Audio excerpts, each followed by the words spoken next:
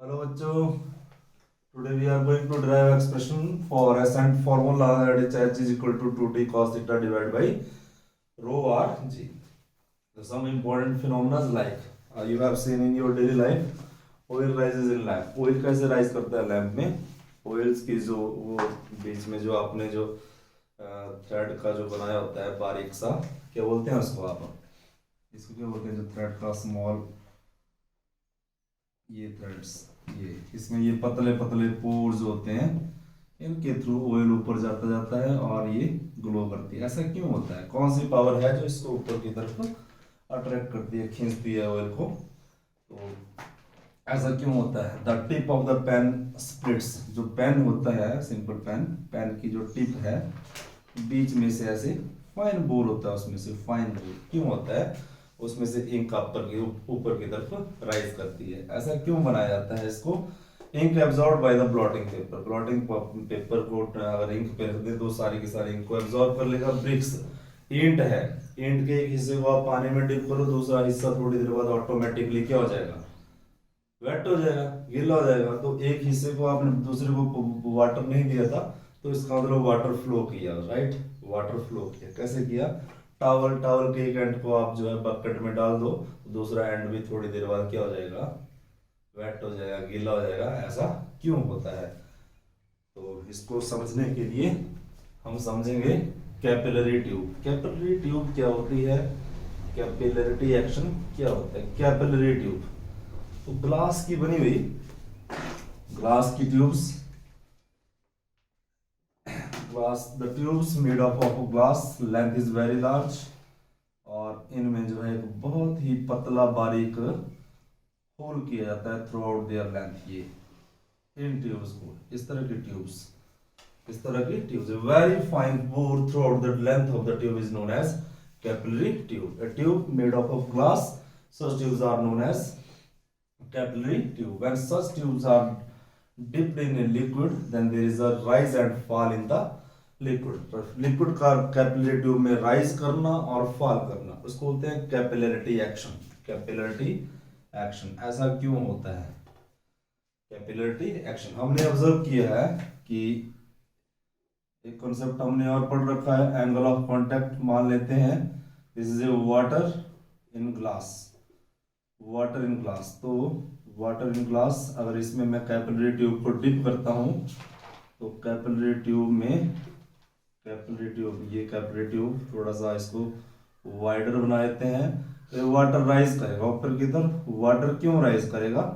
और वाटर जो है इस तरह का कन्वेक्स मेनिस्कस बनाता है, सॉरी वो कन्वेक्शन ही कनकेव मेनिस्कस बनाता है, कन्वेक्शन ही कन्वेक्स। तो ये इस तरह से ऊपर का, ऊपर वाला जो फ्री हिस्सा है वो ऐसे कन्वेक्स में कनकेव मेनिस्कस बनाता है, वाटर ऊपर की तरफ राइज करता है। ऐसा क्यों होता है? और इसमें एंगल ऑफ कांटेक्ट जो है, for any liquid having angle of contact theta is less than 90 degree. Theta is less than 90 degree किसके बीच में हुआ? ये फ्री सरफेस ऑफ लिक्विड और सरफेस इनसाइड, अंदर लिक्विड के अंदर जो सरफेस है उसके बीच का जो एंगल है theta is less than 90 degree. तो ऐसे लिक्विड्स जिनमें एंगल ऑफ कांटेक्ट 90 डिग्री है वो राइज करते हैं। ऐसा क्यों होता है ये हम डिस्कस करेंगे। तो और ऐसे लिक्विड जिनमें, ऐसे लिक्विड भी हैं जिनमें जब कैपिलरी ट्यूब को डुबोया जाता है, डिप करते हो आप कैपिलरी ट्यूब को, तो उनमें लिक्विड का लेवल, इसमें कैपिलरी ट्यूब में ये इनका हाइट ऊपर की तरफ नहीं जाता है, इनका हाइट जो है नीचे की तरफ जाता है और ये बनाते हैं कन्वेक्स मेनिस्कस। ये मरकरी का एग्जांपल है, mercury in glass, mercury in glass, glass में मरकरी। तो बेंस, अब ये लिक्विड जो है वाटर इन ग्लास, इनके लिए angle of contact less than 90 degree. ये हम प्रूव करेंगे कि जिनके, for those liquid having angle of contact less than 90 degree they rise in the capillary tube, they rise in the capillary tube. हम prove करेंगे ये। और तो for those liquid in which angle of contact, तो यहाँ पे angle of tangent draw किया मैंने फ्री सरफेस पे, और लिक्विड के अंदर, अंदर के साथ करना है जहाँ जो ये theta is greater than 90 degree. For such a liquid, they depressed जब कैपिलरी ट्यूब को डिप किया जाता है तो डिप्रेस और नीचे की तरफ आते हैं, ऐसा क्यों होता है? तो इसको समझने के लिए हम जो है एक एक्सप्रेशन करते हैं, एसेंट फॉर्मूला। Ascent formula. तो let us suppose that we have a capillary tube, हमारे पास कैपिलरी ट्यूब है जिसका रेडियस r है, उसको हम डिप करेंगे। तो एक डायग्राम बनाते हैं। Suppose that this is a beaker, this is a beaker,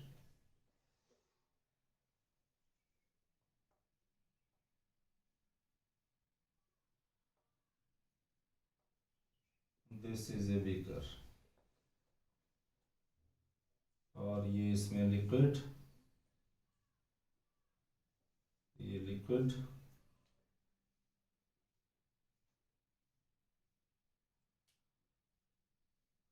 इस लिक्विड का डेंसिटी रो मान लेते हैं, वाटर डाल दिया हमने, इसका density rho, rho is the density of liquid. तो इसमें जब कैपिलरी ट्यूब को आप डिप करोगे, ये कैपिलरी, हम थोड़ा वाइडर कैपिलरी बनाएंगे ताकि समझने में आसानी हो।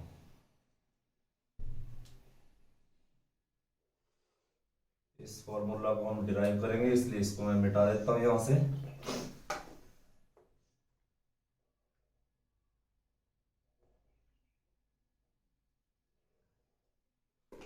ये कैपिलरी बना ली, दिस इज कैपिलरी। ये late us suppose that this is a tube made of glass, और इसमें जो है लिक्विड ऊपर की तरफ राइज करता है। राइज करता है, क्यों करता है? Why the liquid rises when a capillary tube, why a tube made up of glass having very small bore throughout its length, ये, और बनाया इसने कनकेव मेनिस्कस। कौन सा? Concave meniscus, concave meniscus. Travelling microscope की हेल्प से आप इसका रेडियस निकाल सकते हो। तो यहां तक तो वाटर का लेवल सीधा ही, let us suppose that this is a height through which the water rises, ये हाइट है, इस हाइट में वाटर राइज किया, और ये ऊपर वाला हिस्सा ये इस तरह से हमें दिखाई देगा, ये इसका रेडियस r, ये बन गया सेमीस्फीयर, और इसका डेप्थ भी r, डेप्थ भी r। तो ये a, ये b, और एक r हाइट का सिलेंडर बन गया, ये r हाइट का सिलेंडर। अब लिक्विड क्यों राइज किया? Let us understand this, liquid क्यों राइज किया? सरफेस टेंशन को क्या बोलते हैं हम, ये समझते हैं पहले। सरफेस टेंशन, जैसे ये लिक्विड है, ये प्लेन सरफेस बना रहा है ऊपर से, इससे प्लेन सरफेस, यहाँ पे अगर मैं टेंजेंट ड्रॉ कर दूं, that is surface tension, right. ये सरफेस टेंशन है।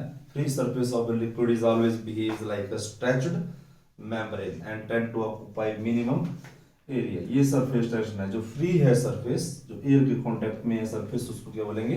Free surface. तो ये surface tension, it is a property of a liquid by due to which such liquid tends to occupy minimum surface area. तो free वाला जो surface होता है, free वाला, उसके ऊपर जो स्ट्रेच्ड एक कपड़े की तरह खिंचाव दिखता है उसमें वो उसका अनस्टेबल होता है वो। तो ये जो फ्री सरफेस पे हम जो है टेंजेंट ड्रॉ करें, या ये भी हमने स्टडी किया हुआ है, ये बीकर है, ये बीकर और ये बीकर, एक इमेजिनरी लाइन ड्रॉ कर दें, इमेजिनरी लाइन, और इसके दोनों साइड के जो वेक्टर है, यहाँ पे जो पार्टिकल है इस साइड से भी खिंचा हुआ है इसको इस साइड की, ड्यू टू सरफेस टेंशन। ये मॉलिक्यूलर थ्योरी में मैंने आपको समझाया है। फ्री सरफेस के ऑफ लिक्विड के ऊपर क्या है? खिंचा हुआ है, स्ट्रेच्ड है, राइट। तो ये जो फ्री सरफेस इसका ये है, इसका फ्री सरफेस ये है। तो इसका फ्री सरफेस जो है, लिक्विड क्यों राइज किया, यहाँ मुझे सरफेस टेंशन देखना है, तो सरफेस टेंशन, यहाँ फ्री सरफेस पे एक लाइन टेंजेंट बना दी और इधर भी फ्री सरफेस पे एक टेंजेंट बना दिया हमने फ्री सरफेस पे, on the free surface. Free surface, तो फ्री सरफेस देखो, ध्यान से सुनना आप मेरी बात। यहाँ पे ये लिक्विड ऊपर की तरफ स्टिक है। स्टिक इसलिए है क्योंकि वाटर की और ग्लास की एडहेसिव फोर्सेस ज्यादा होती है, राइट, स्टिक कर जाता है। अब ये ऊपर की तरफ है स्टिक, तो इसका मतलब इसका वेट तो नीचे की तरफ है, राइट, नीचे की तरफ वेट, ये जो इस पार्ट का जो लिक्विड है, तो ये स्टिक है यहाँ पे, तो इसका वेट नीचे की तरफ है, तो इसको नॉर्मल रिएक्शन मिल रहा है आर। इसका जो वेट नीचे की तरफ है उसके अपोजिट मिलेगा नॉर्मल रिएक्शन। और ये टेंजेंट जो है, टेंजेंट इसको हम सरफेस टेंशन बोलते हैं, मतलब नॉर्मल रिएक्शन। आर मेरे पास क्या है, R normal reaction, normal reaction, और T surface tension, surface tension. अब सरफेस टेंशन जो है फ्री सरफेस पे किस तरह से टेंजेंट ड्रॉ करते हैं, ये मैंने यहाँ पे एक्सप्लेन किया हुआ है फ्री सरफेस पे। और ये भी, ये लिक्विड भी ऊपर की तरफ जा रहा है, ऊपर की तरफ जा रहा है थोड़ा सा, तो इसको भी नॉर्मल रिएक्शन मिल रहा है, नॉर्मल रिएक्शन मिल रहा है, तो ये भी, और साथ में ये सरफेस टेंशन का लाइन भी है, दोनों चीजें हैं, ठीक है। अब ये लिक्विड के फ्री सरफेस पे टेंजेंट ड्रॉ कर दें, और ये वाला एंगल इसको बोलते हैं एंगल ऑफ कांटेक्ट, और लिक्विड के फ्री सरफेस पे और इनसाइड द लिक्विड ये बन गया angle of tangent, angle of tangent. अब इस एंगल का अल्टरनेट एंगल ये है थीटा, और इस एंगल का अल्टरनेट एंगल ये है थीटा। अब आर या टी, दोनों में से आर या टी, इनको कंपोनेंट में रिजॉल्व करेंगे। लिक्विड तो इस साइड इंक्रीज हो रहा है इसका लेवल, तो हम देखेंगे ऊपर को, इस साइड को कितना जो है, कितना फोर्स लग रहा है, और इस साइड को कितना लग रहा है, इधर भी ये है, इसका इफेक्ट इधर कितना है और इसका इफेक्ट इधर कितना है, इसको बोलते हैं कंपोनेंट में रिजॉल्व करना। तो ये वाला टी को रिजॉल्व करूँ, ये टी के बराबर टी है, टी को रिजॉल्व करूँ तो बना टी कॉस थीटा, ठीक है, और इसका परपेंडिकुलर कंपोनेंट बना ये टी साइन थीटा। यहाँ पे भी रिजॉल्व करो इसको, तो ये बना टी कोसाइन थीटा, और ये परपेंडिकुलर कंपोनेंट बना टी साइन थीटा। अब लिक्विड तो ऊपर राइज कर रहा है, तो ऊपर राइज किसके कारण करेगा, इसका एक अलग डायग्राम बना लेते हैं।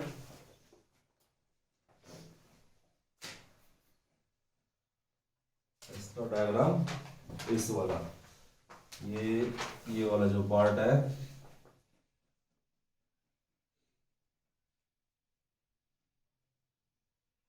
ये इसके हर पॉइंट पे ऊपर की तरफ फोर्स लग रही है,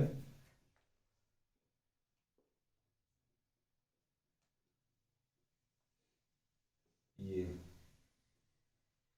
इस तरह से जो सेमी स्फीयर है, ये वाला पार्ट, इसमें हर पॉइंट पे ऊपर की तरफ फोर्स लग रही है due to surface tension.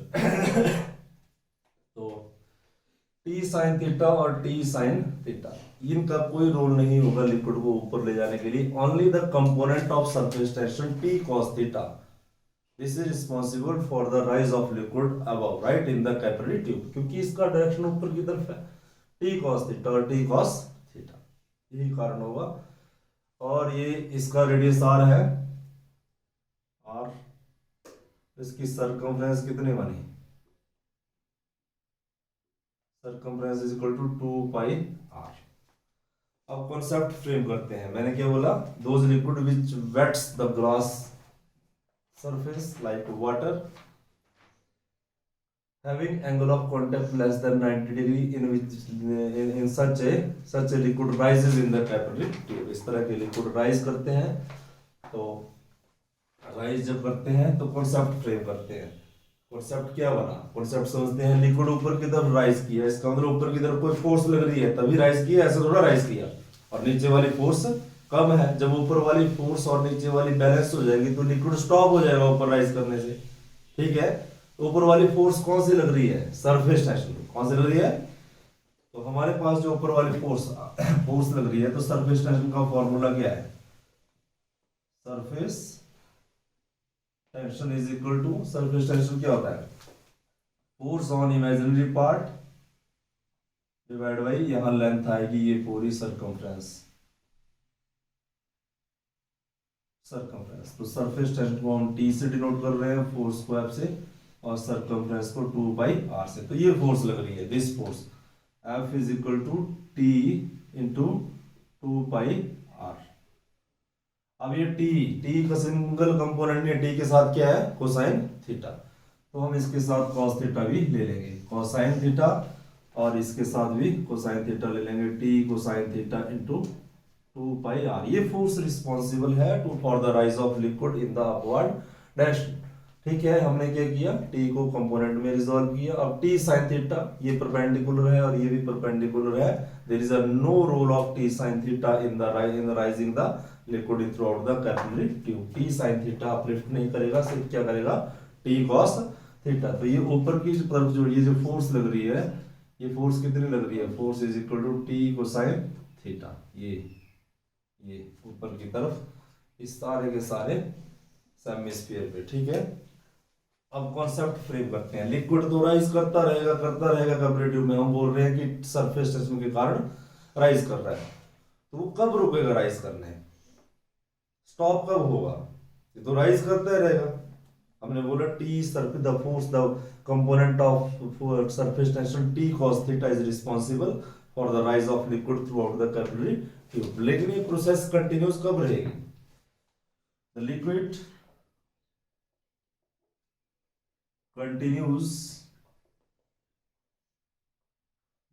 continues to rise until, ये है कॉन्सेप्ट, until ये जो है downward force is balanced bye upward force until। और डाउनवर्ड क्या लगेगा इसका, ये इस पॉइंट पे आ जाते हैं, इस पॉइंट पे डाउनवर्ड जो है weight is equal to mg। यहां से ऊपर को राइज किया तो यहाँ पे फॉल कर रहा है, इस पॉइंट पे वेट, इन पॉइंट पे वेट, और ऊपर वाली फोर्स क्या है, ये है ऊपर वाली फोर्स टी cos थीटा। ठीक है, तो weight continue to until weight of liquid in capillary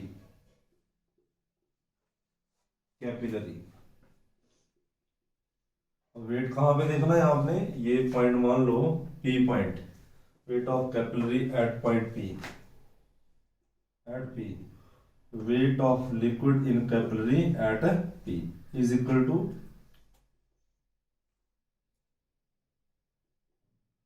surface tension in upward direction.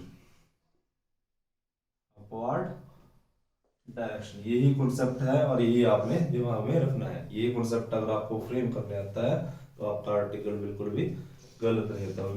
Wait बना mg, मान लेते हैं इसके अंदर सारा का सारा लिक्विड कितना है, m उसका मास है, g क्या है, ग्रेविटी है, और सरफेस टेंशन कितना बना, सरफेस टेंशन, ये वेट तो ये भी फोर्स आएगी, surface tension, force due to surface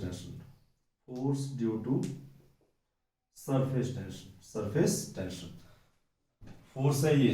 तो ये प्रोसेस कंटिन्यू रहेगी जब ये दोनों फोर्सेस, जब वेट डाउन होगा तो ये नीचे आएगा, ये चीज ज्यादा होगी तो डाउन आएगा, लेकिन जब ये फोर्स अपवर्ड फोर्स ऊपर होगी तो ये ऊपर जाएगा। तो सरफेस टेंशन के कारण F is equal to T cos theta into 2 pi R, ये कंपोनेंट क्या है, ज्यादा है। तो तब जब तक ये दोनों फोर्सेस बैलेंस नहीं होती है तब तक लिक्विड क्या करेगा, राइज करता रहेगा। ठीक है, the liquid will continue to rise until the two forces becomes equal। तो एक तो मैंने मान लिया weight is equal to mg। अगर मान लेते हैं इस लिक्विड का डेंसिटी रो है, density is equal to mass per unit volume. तो मास कितना आ गया, density into volume, mass is equal to, इसको इक्वेशन नंबर 1 मान लेते हैं, दिस इज इक्वेशन नंबर 1। तो अब जो है इक्वेशन नंबर वन में वैल्यूज पुट कर दिया, लेकिन ये मुझे मास निकालना है। मास क्या लिखा मैंने, मास ऑफ द कैपिलरी में के अंदर जो मास है that is equal to density into volume. तो इस कैपिलरी में कितना लिक्विड का वॉल्यूम ऊपर की तरफ राइज किया है वो हम कैलकुलेट करेंगे। तो वॉल्यूम कैपिलरी के अंदर कितना राइज किया है, तो ये बन गया ABC DEF। तो पहले तो ये पूरा का पूरा सिलेंडर है, इसमें इतना, इसमें लिक्विड है, इसमें लिक्विड है, तो मैं बोलूंगा वो total volume is equal to volume of liquid in cylinder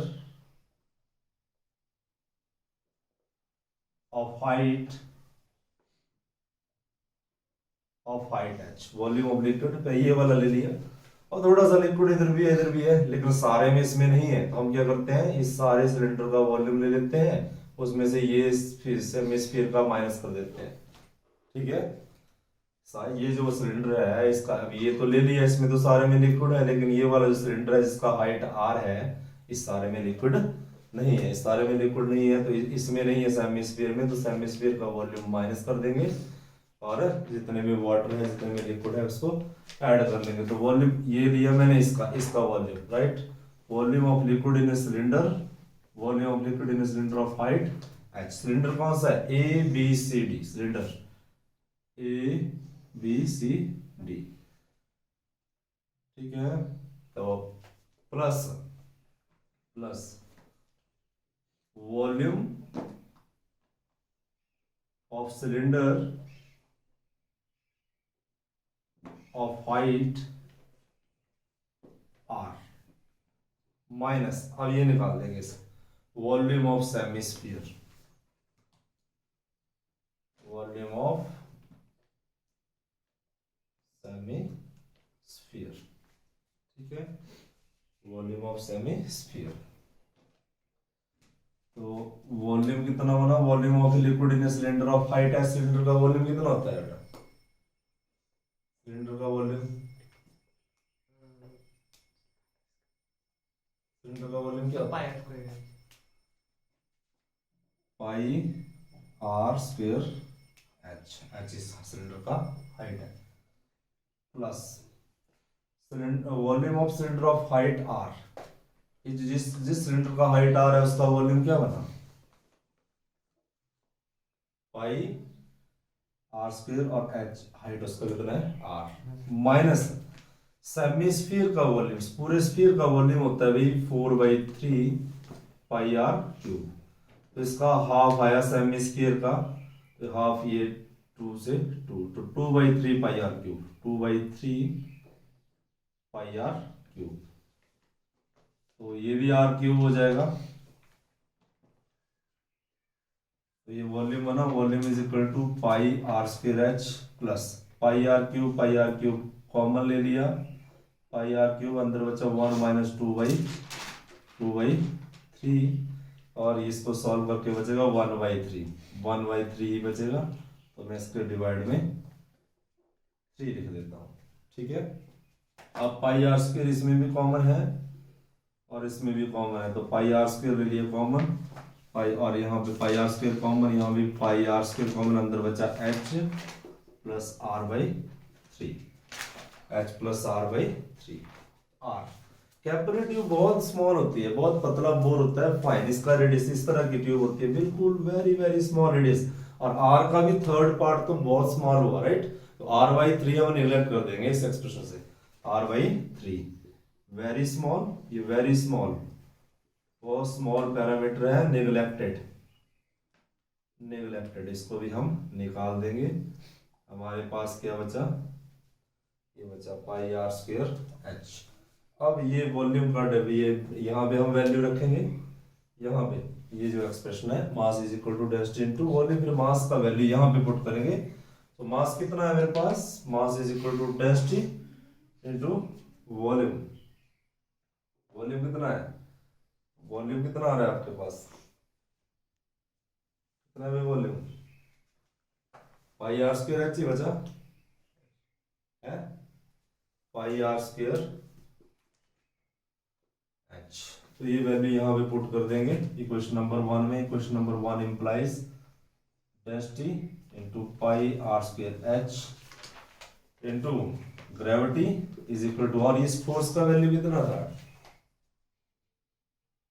t cos theta into circumference 2 pi r, t cosine theta into circumference 2 pi r, पूरी सर्कमफ्रेंस पे ये फोर्स लग रहा है, तो जो चीजें कटती है पाई से पाई कट जाएगा, इस आर से एक आर कट जाएगा, तो हाइट यहां से आ जाएगा, height is equal to 2t cosine theta divide by rho r जी।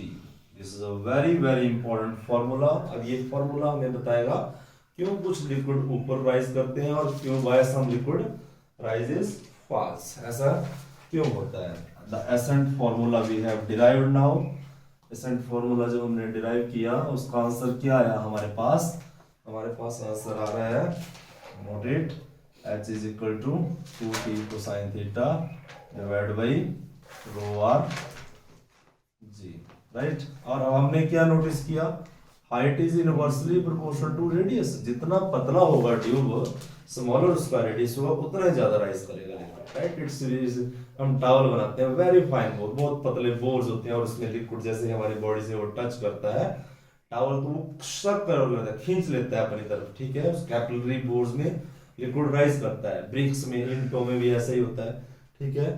तो height is as the radius of the tube is very small, the height is very large, ठीक है। तो ज्यादा, और पेन की निब होती है उसको कट करते हैं, तो निब में भी ये radius is very very small, so pen जो है ज्यादा हाइट तक लिक्विड को, इंक को एब्जॉर्ब कर लेता है, ठीक है। So smaller is the radius, larger is the height, right. Larger is the radius, smaller is the height. Conclusion number 1 लिख लें, if r is small, height is high, very important, this is important। अब rise और fall क्यों करते हैं, तो very important conclusion, right. If theta is less than 90 degree, theta is less than 90 degree किसके लिए है, कौन से लिक्विड है, ऐसे कौन से लिक्विड है बेटा, इनके लिए angle of contact less than 90 degree है। जो कनकेव मेनिस्कस बनाते हैं ये वाटर और बीकर, राइट, वाटर और बीकर, ये है angle of contact.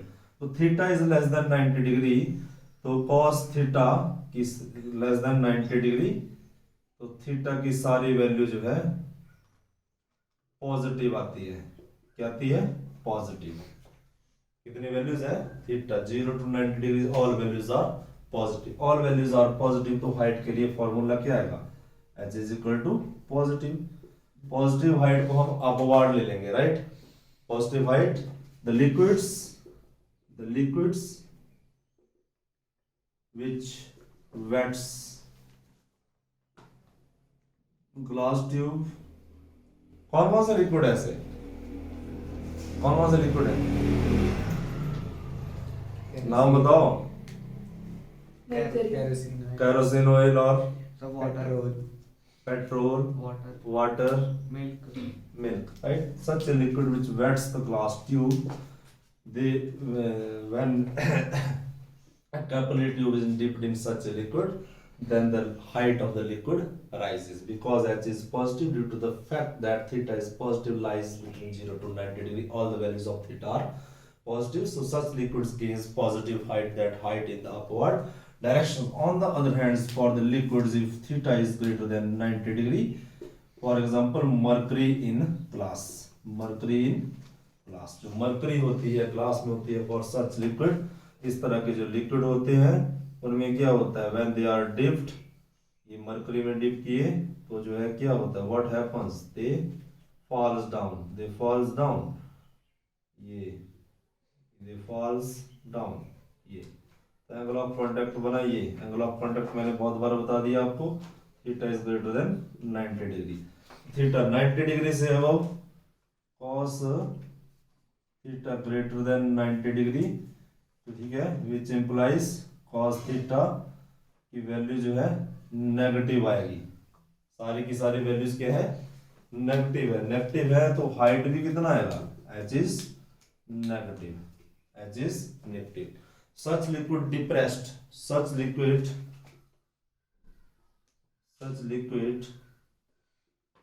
depressed when capillary tube is dipped inside such liquid, जब capillary tube को dip करते हैं, ठीक है। अब जो है, these are very important conclusions, read them carefully।